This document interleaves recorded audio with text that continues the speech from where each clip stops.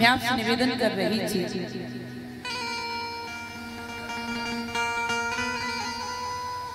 भागवत का गा शब्द कहने से गुमान कर जाता है, इसलिए अभिमान ना करो।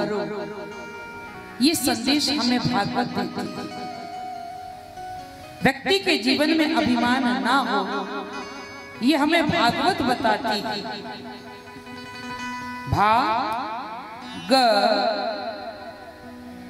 और दूसरा शब्द, तीसरा शब्द वाह।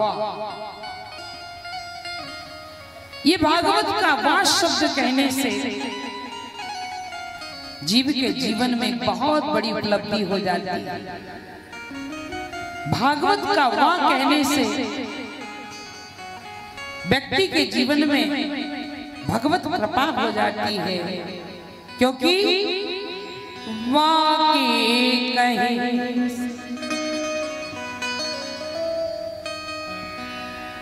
वाह के कहे से विष्णु दूत में वरण होत,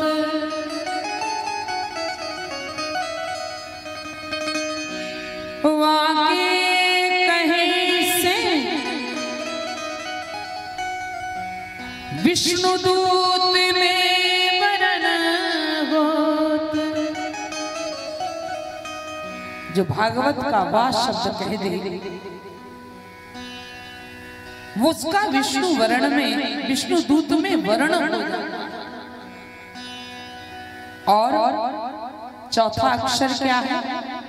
भा ग व और चौथा ता। अगर हम भागवत का ता शब्द कह दें, ता के कहे से, ता के कहे से भव सागर तर जात है। बोलिए भागवत भगवान की जय। ता के कहे से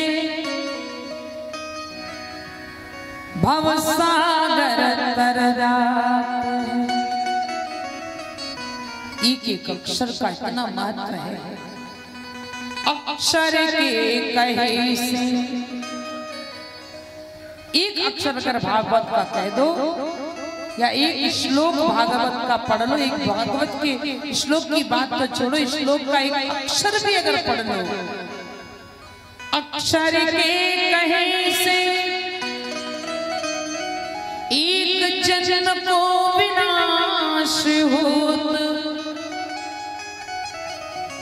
84 लाख योनि के चक्कर जो लगाना पड़ते हैं ना,